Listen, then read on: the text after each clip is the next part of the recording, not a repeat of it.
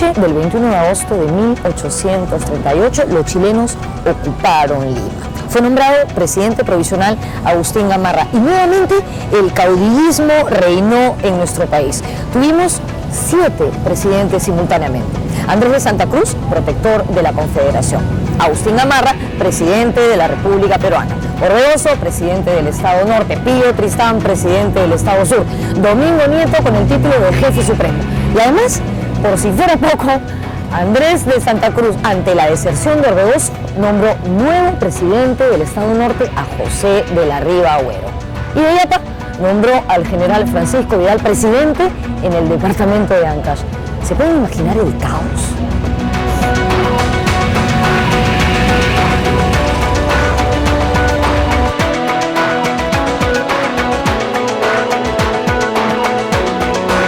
Los restauradores decidieron trasladarse al Callejón de Huaylas, zona rica en recursos y enemiga de la Confederación. Santa Cruz llegó a Lima el 9 de noviembre de 1838, cuando la retaguardia restauradora estaba aún cerca. Pero otra vez, el protector vaciló en perseguirlos. Ante el pedido de atacar a sus enemigos, Santa Cruz le respondió a su general José Trinidad Morán: «Mañana, Morán, mañana». Otra vez Santa Cruz. Iniciada la campaña en Ancash, hubo un combate en Buín, cerca a un río del mismo nombre, afluente del Santa, el 6 de enero de 1839. Pero la batalla definitiva sería en Yungay, cerca al cerro llamado Pan de Azúcar, el 20 de enero de 1839.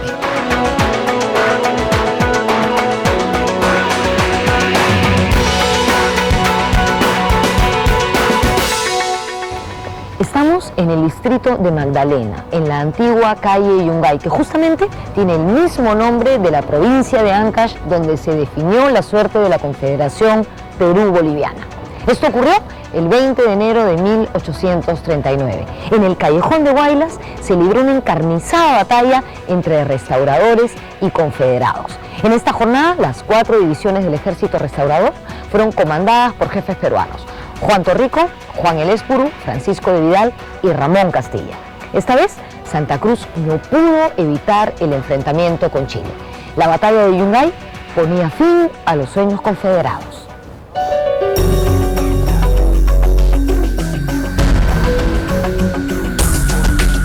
La batalla duró 5 horas y fue muy sangrienta.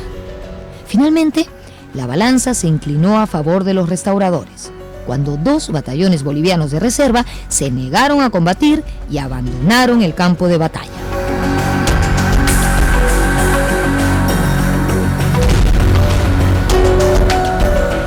En la batalla de Yungay fue decisiva la participación de Ramón Castilla al mando de la caballería restauradora.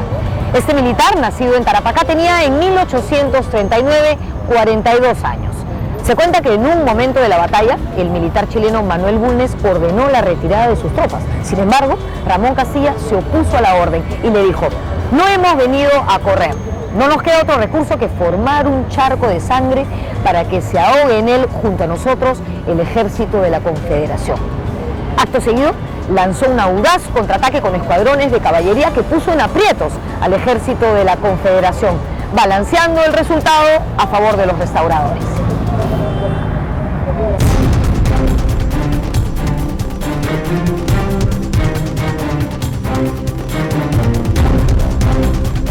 El presidente provisional peruano, Agustín Gamarra, dio al general chileno Manuel Bulnes el título de Gran Mariscal de Ancash.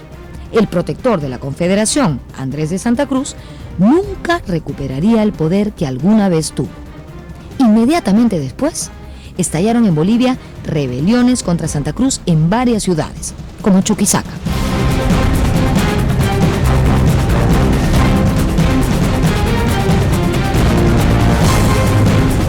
Luego de la categórica derrota de su ejército en Yungay, Santa Cruz regresó raudamente a Lima, abandonando en su tienda de campaña su archivo personal y la bandera de la Confederación remarcada en oro. Montado en su famosa mula zaina, emprendió una fatigosa marcha forzada, ingresando a Lima la noche del 24 de enero de 1839. Este ingreso se realizó en secreto porque evidentemente en la Ciudad de los Reyes nadie tenía noticias de lo acontecido en Yungay. Por ese entonces, Ricardo Palma tenía 6 años y vivía en esta calle, en el Jirón Ancash. El gran tradicionalista cuenta que sintió el galope de caballos, se asomó al balcón de su casa y vio varios jinetes. Él, con la inocencia de la niñez, gritó ¡Viva Santa Cruz! Y efectivamente, entre esos jinetes se encontraba el militar paceño que quería pasar desapercibido.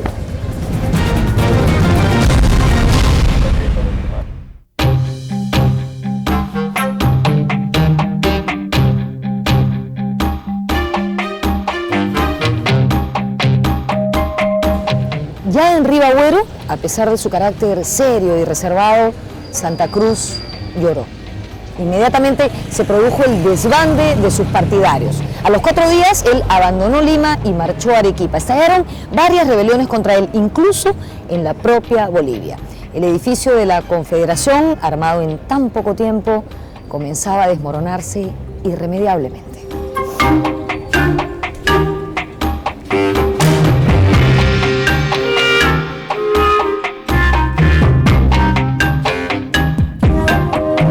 Tanto así veía a Santa Cruz, a Inglaterra como aliados, que hasta el final, cuando él ya siente que es posible que le den un golpe de Estado en Bolivia, como efectivamente se lo dio el general Velasco, él puede contar con los británicos, ¿no?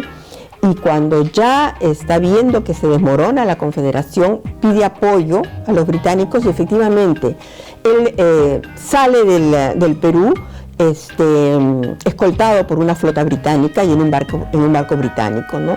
Pero el apoyo va a llegar hasta ahí nomás.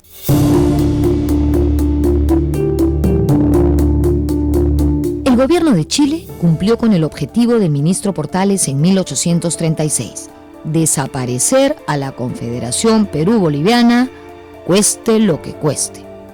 Asimismo, quedó robustecida la identidad nacional chilena.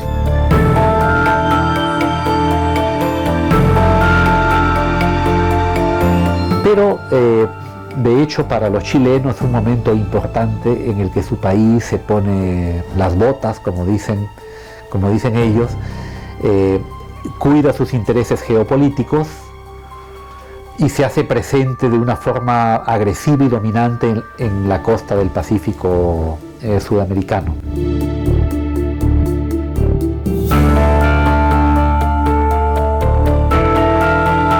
Sí, la batalla de Yungay, que pone punto final a la guerra contra la Confederación, se puede decir que es el punto de consolidación, de formación y desarrollo de la nación chilena, ¿no? La batalla de Yungay es recibida, es pensada imaginariamente en términos colectivos como el elemento triunfador, el elemento patriótico simbólico, y Manuel Bulnes es recibido con honores. Jorge Basadre, cuando hace un análisis de la Confederación, dice que normalmente se ha culpado, ¿no?, a los ejércitos restauradores, ¿no?, de haber derrocado a la Confederación, pero él dice hagamos una mirada, llevemos adelante una mirada introspectiva también, ¿no? Por un lado la rivalidad entre Cusco y Arequipa y por otro lado la rivalidad entre Chuquisaca y La Paz. Y entonces cómo esas rivalidades realmente fueron ingredientes importantes, ¿no?, para ponerle problemas a la Confederación dentro de la propia Confederación, ¿no?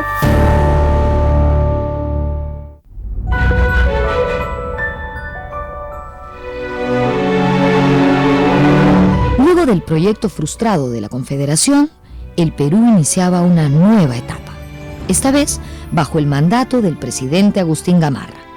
Pero la paz y el orden estaban todavía muy lejos de imponerse sobre los intereses caudillescos.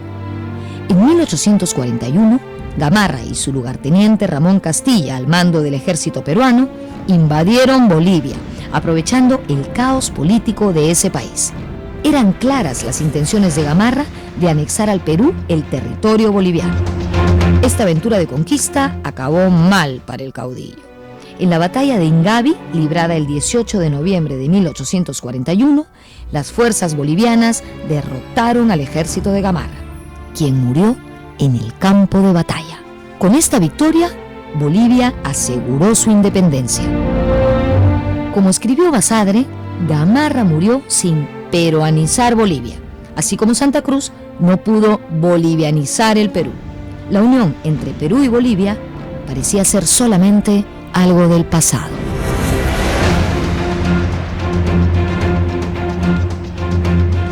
Gamarra representaría un poco esta vertiente personalista, porque es difícil entender cómo una vez que ha luchado a rajatabla contra la Confederación, va a hacer la realidad invadiendo Bolivia. La interpretación que ha hecho la historiografía es que ahora quería hacer el mismo proyecto, pero haciéndolo desde el Perú y no desde Bolivia, lo cual haría más viable el proyecto para los peruanos. En términos de Basadre, podríamos decir la Confederación es una de esas varias oportunidades perdidas que caracterizan la historia del Perú. Más de 170 años después de la disolución de la Confederación Perú-Boliviana, ¿sería viable hoy en día un proyecto de este tipo en América del Sur? Las nacionalidades son más fuertes, digamos. Peruano es una cosa, boliviano es otra cosa, chileno es otra cosa. Y lo que, digamos, pensar en una confederación Perú-Boliviana me parece un poco ficticio.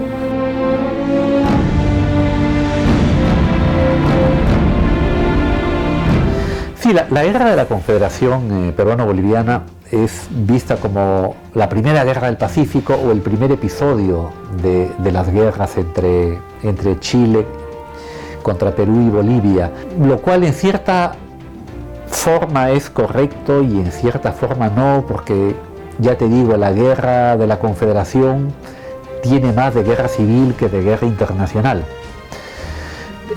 Perú y Bolivia, o en todo caso parte de la población de estos países, quedó en cambio con la idea de un amor, de una oportunidad no cumplida.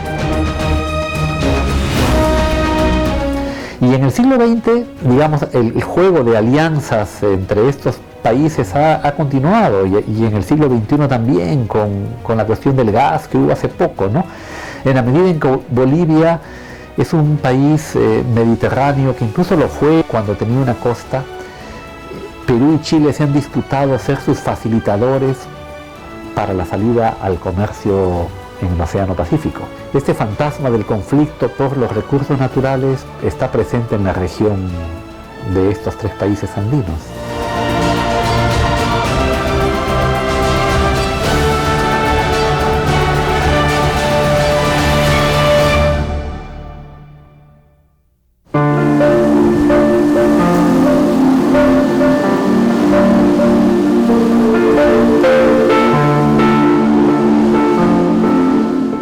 Hemos llegado al final de este programa sobre un importante periodo de nuestra historia, la Confederación Perú-Boliviana, un proyecto que nunca llegó a cimentarse principalmente por problemas internos tanto en Perú como en Bolivia.